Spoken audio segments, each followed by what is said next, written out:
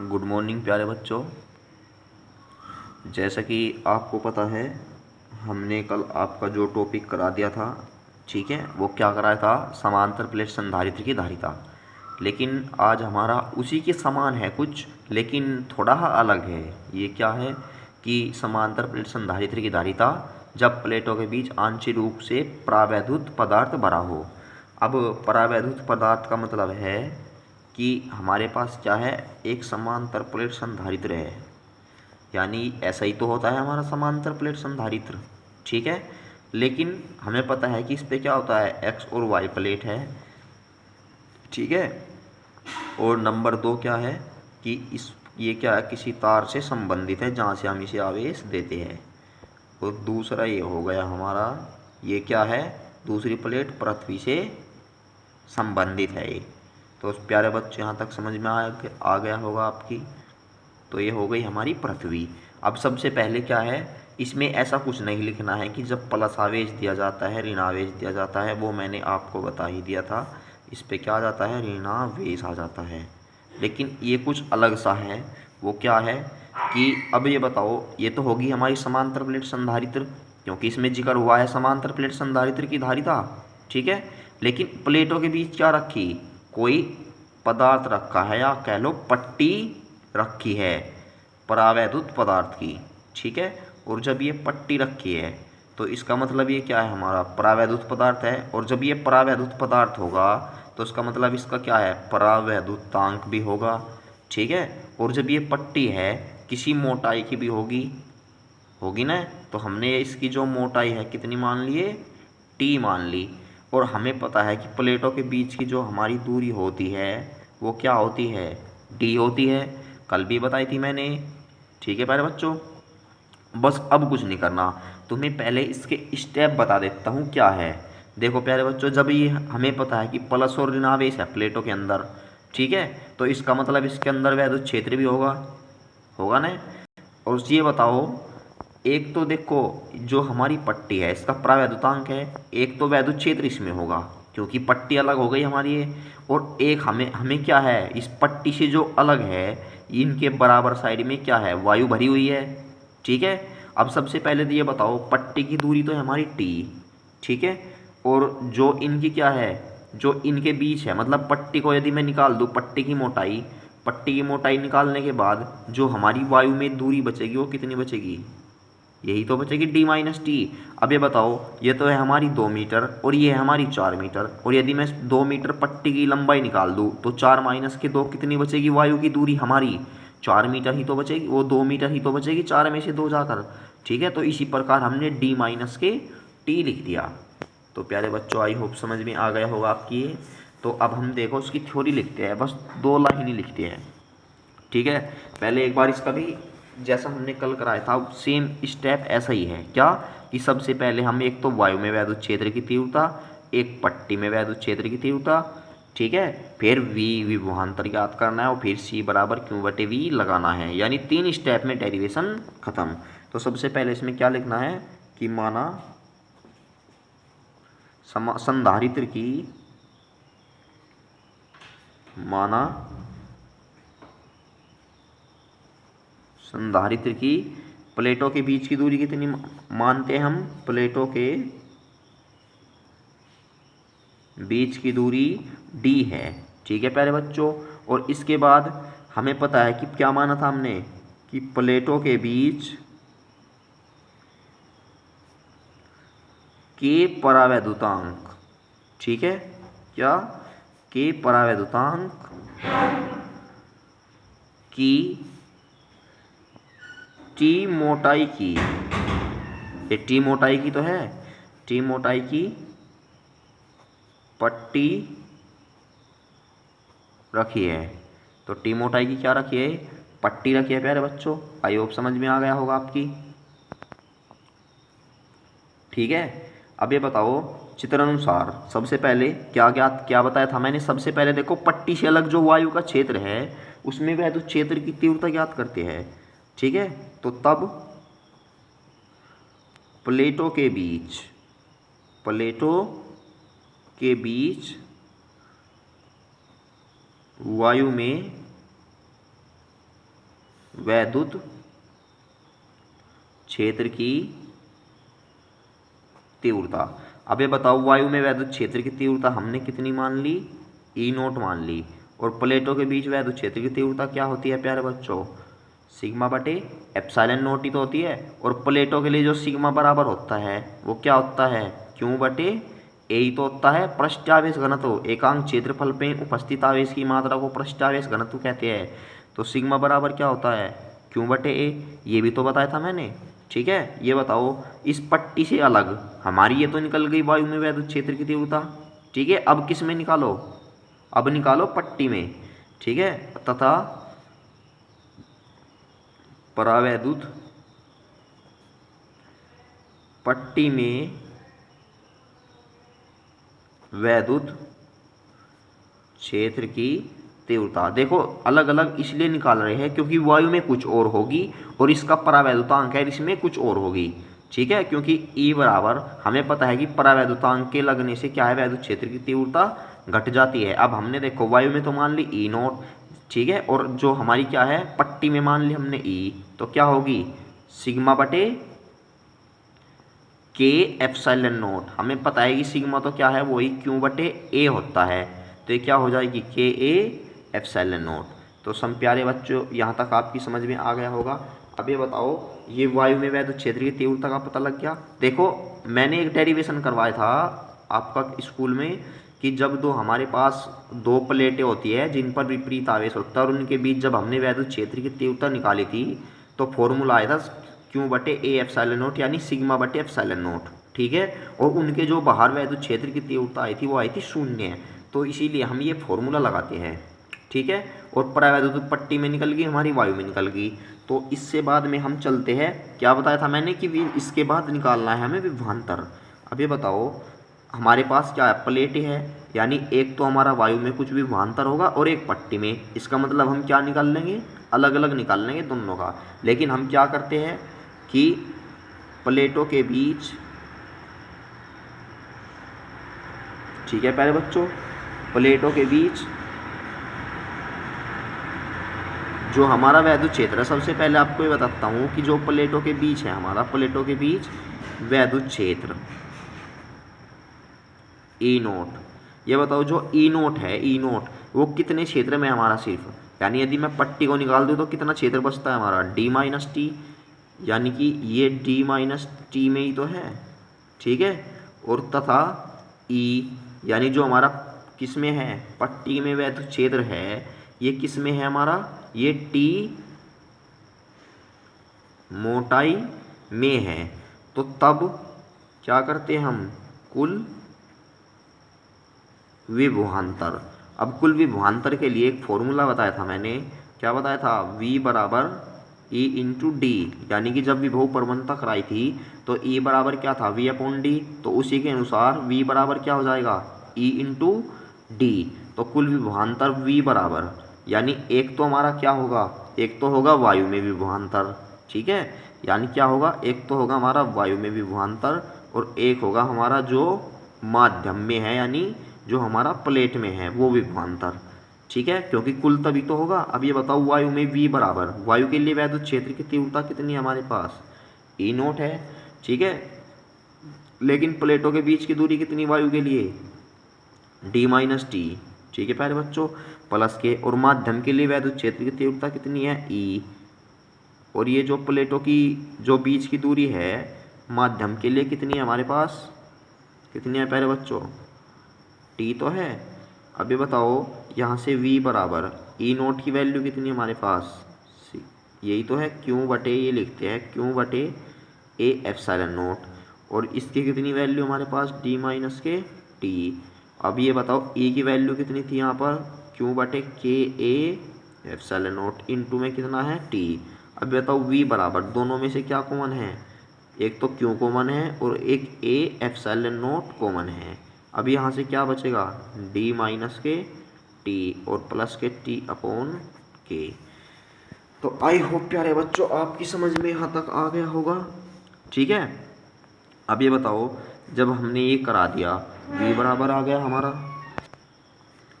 ठीक है, अब इसके बाद मैंने क्या बताई थी कि धारिता निकालनी है। तब क्या है, संधारित्र की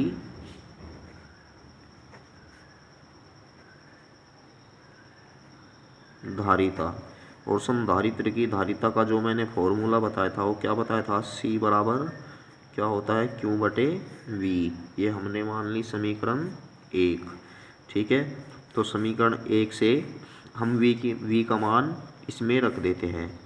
तो समीकरण 1 से तो हमारे पास C बराबर ये तो है Q बटे, तो V की वैल्यू कितनी हमारे पास, ये है Q बटे A एप्सिलॉन नॉट इंटू इसकी वैल्यू कितनी है यहाँ पर, D माइनस टी प्लस के T अपॉन K।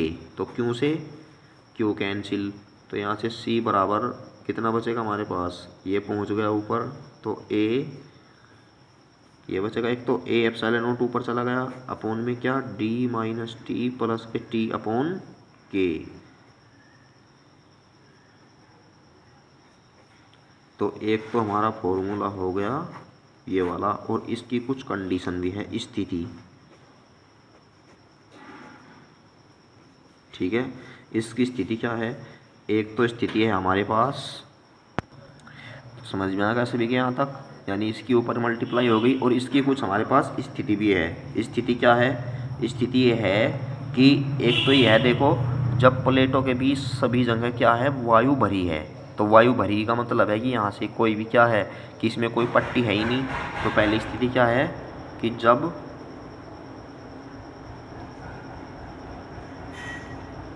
प्लेटों के बीच सभी जगह है, ठीक है पहले बच्चों, सभी जगह वायु भरी हो। अब जब सभी जगह वायु भरी हो, ये बताओ पट्टी का तो कोई काम नहीं, तो जहाँ पे पट्टी थी वहाँ पे भी क्या होगा हमारा, डी होगा। यानी पूरे जो माध्यम में है क्या है, डी बराबर टी होगा, या ये कह लो टी बराबर क्या हो जाएगा हमारा 0, क्योंकि जो हमारी पट्टी है, पट्टी का तो कुछ काम नहीं, तो उसमें रखो तुम टी बराबर 0। अब ये बताओ सी बराबर फॉर्मूला क्या था हमारे पास, ए एप्सिलॉन नॉट, और अपॉन में कितना था ये, डी माइनस के टी के स्थान पर क्या लिख देते हैं हम 0, और प्लस के टी की वैल्यू कितनी है 0 बटे के। अब ये तो 0 हो गई, तो यहाँ से जो हमारा सी की वैल्यू मिली क्या मिलेगी, A epsilon not upon D. तो वायु के लिए तो ये आएगी। ठीक है, अब क्या मानो, अब ये मानो कि पूरे माध्यम में क्या है, एक परावैद्युतांक पट्टी टी रखी है। तो नंबर 2 में क्या है प्यारे बच्चों, नंबर 2 में हमारी कि जब प्लेटों के बीच पूरी तरह परावैद्युत पट्टी रखी हो। अब ये बताओ, ये हमारी प्लेट हो गई, अब इसमें है कि हमने पूरी तरह क्या भर दी, पट्टी रख दी। तो इसका मतलब जो पूरी स्थान पर क्या है, टी मोटाई की पट्टी आ गई।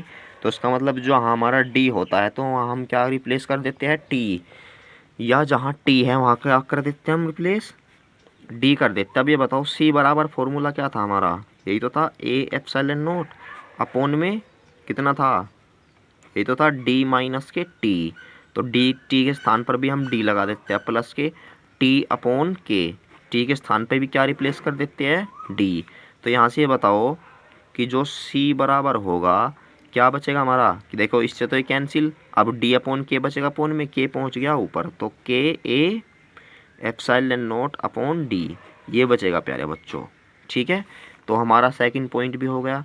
अब देखो हमारा थर्ड पॉइंट क्या है, थर्ड पॉइंट है हमारा कि जब प्लेटों के बीच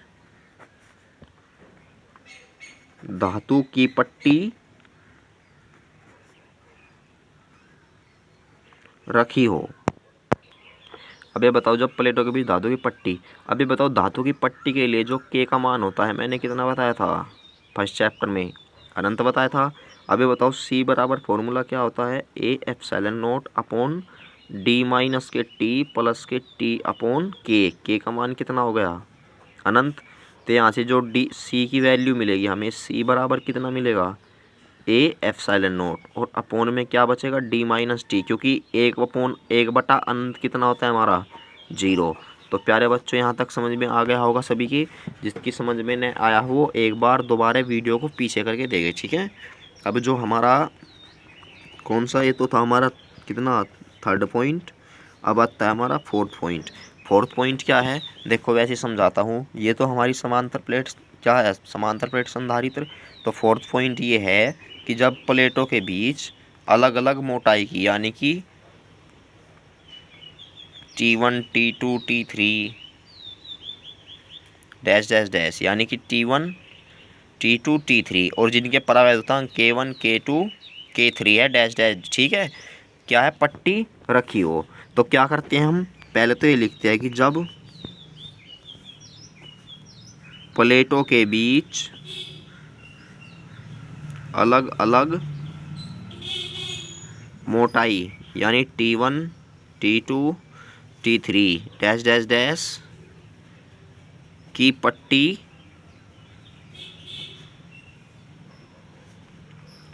रखी हो, ठीक है प्यारे बच्चों, और जिनका परावैद्युतांक, जिनका परावैद्युतांक कितने हैं K1 K2 K3 dash dash dash है। तो तब जो हमारी धारिता आएगी तो क्या आएगी, C बराबर देखो A एप्सिलॉन नॉट तो जू का तू रहता है, ठीक है प्यारे बच्चों।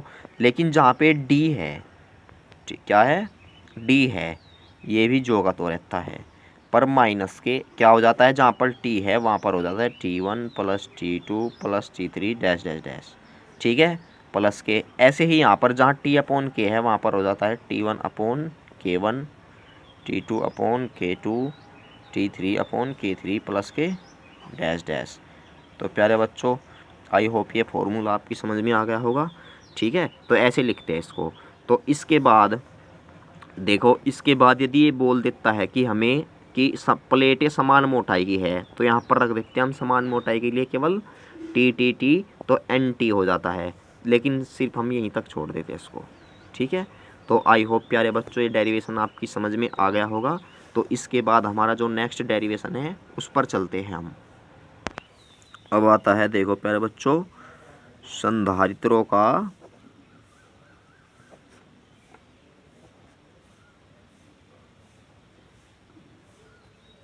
समायोजन, ठीक है। अब देखो संधारित्रों का समायोजन क्या होता है। प्यारे बच्चों आपने 10th में पढ़ा होगा कि प्रतिरोधों का समांतर तथा श्रेणीक्रम संयोजन सेम उसी प्रकार है, ठीक है, लेकिन फॉर्मूला कुछ हमारा अलग होगा, यानी कि यहाँ पर उसका उल्टा मामला है कुछ, ठीक है।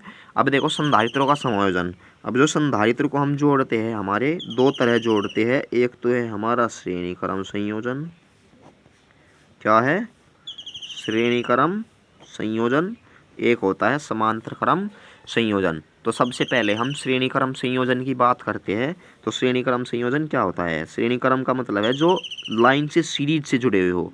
तो हमने क्या मान लिया, देखो यही लिखते हैं हम कि माना 3 संधारित्र, ये हमारे क्या है 3 संधारित्र, ये हो गए संधारित्र, 3 संधारित्र श्रेणीक्रम में जुड़े हैं जिनकी धारिताएं C1 C2 C3 है, ठीक है प्यारे बच्चों। और दूसरी बात क्या कहते हैं कि जब प्लेट, ये हमने A मान लिया, हमने B मान लिया, देखो जब पहले संधारित्र की पहली प्लेट को क्या है प्लस Q आवेश दिया जाता है, क्या लिखते हैं कि जब पहले संधारित्र की पहली प्लेट को प्लस Q आवेश दिया जाता है तो प्रेरण के द्वारा इसके बाहरी पृष्ठ पर क्या उत्पन्न हो जाता है, निगेटिव आवेश उत्पन्न हो जाता है, ठीक है। लेकिन इसके क्या है, जब इस पर निगेटिव आवेश हो जाता है तो इससे पॉजिटिव दूर की ओर भाग, यानी पॉजिटिव क्या है इसके, क्या है जो इसकी बाहरी पृष्ठ है प्रेरण के द्वारा इसकी बाहरी पृष्ठ पर आ जाता है। लेकिन ये क्या है स्वतंत्र है ना, तो ये पृथ्वी से जुड़ा है, इसलिए इसमें प्रवेश करके क्या है इसकी प्लेट पर पहुंच जाता है। तो प्लेट में क्या उत्पन्न हो जाता है हमारा पॉजिटिव चार्ज, और इसी प्रकार प्रेरण द्वारा दूसरी प्लेट पर भी उत्पन्न हो जाता है। यही क्रिया तीसरे संधारित्र के साथ होती है। इसका मतलब है इस पे भी क्यों आवेश उत्पन्न हो जाता है, इस पे भी क्यों और इस पे भी क्यों।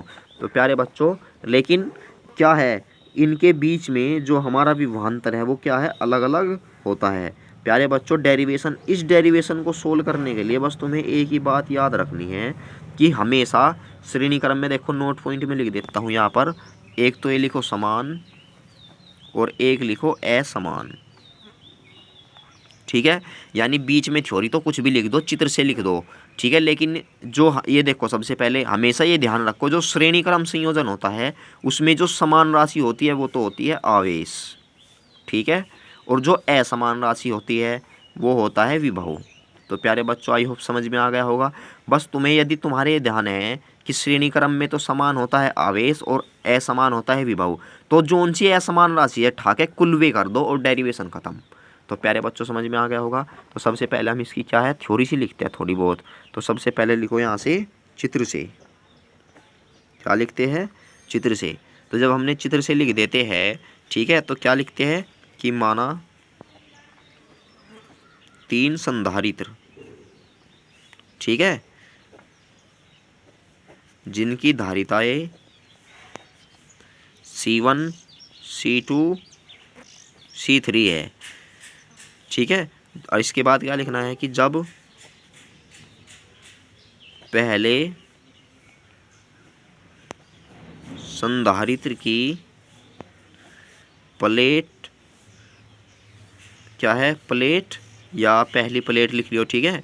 प्लेट x मान लिया हमने, चलो XY, पहली प्लेट को, प्लेट x को प्लस Q आवेश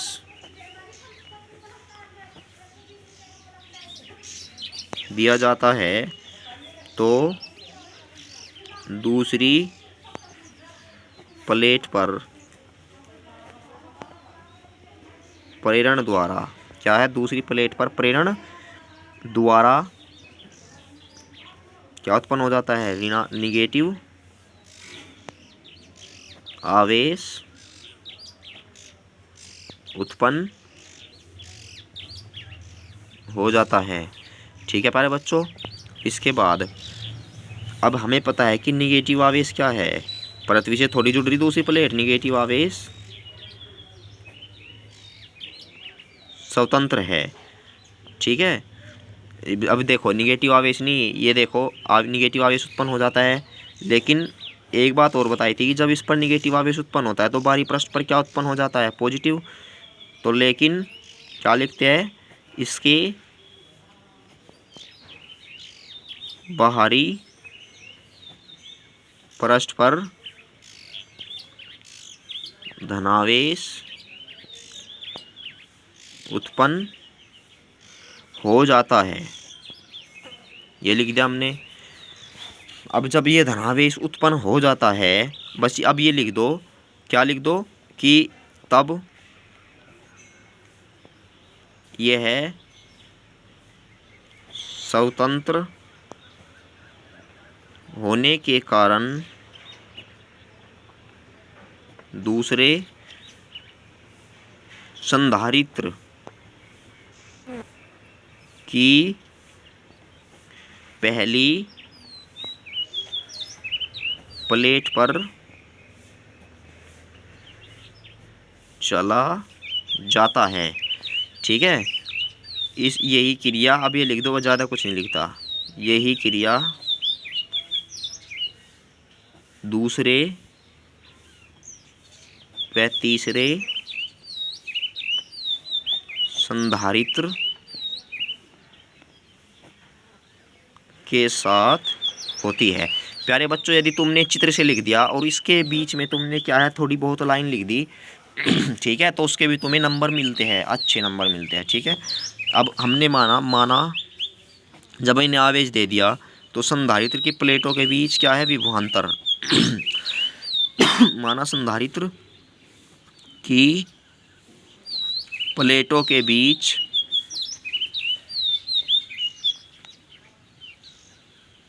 विभवांतर कितना है, V1 V2 V3 है। तो तब क्या करते हैं हम, तब सबसे पहले क्या बताया था मैंने कि जोन सी असमान राशि है, ठाके बस वो जोड़ दो और कुछ नहीं करना तुम्हें। तब कुल विभवांतर, और कुल विभवांतर के लिए हम क्या करते हैं, V बराबर V1 plus V2 plus V3, यही तो करते हैं प्यारे बच्चों। तो प्यारे बच्चों समझ में आ गया। यानी एक बार यहाँ पर भी लिखता हूँ कि कुल विभवांतर क्या हो जाएगा हमारा V1 V2 प्लस के V3। अब ये बताओ, चूँकि हम जानते हैं कि, अब ये बताओ धारिता आवेश और सी में भी अंतर, वो क्या संबंध क्या होता है, हम जानते है कि V क्यू वी सी में जो संबंध होता है वो क्या होता है, V बराबर क्यू बटे सी तो होता है, यानी क्यू बराबर सी वी। ठीक है, तो उसी प्रकार जो हमारा, इसे मान लो समीकरण 1, उसी प्रकार जो हमारा V1 बराबर होगा वो क्या हो जाएगा, क्यू बटे C1।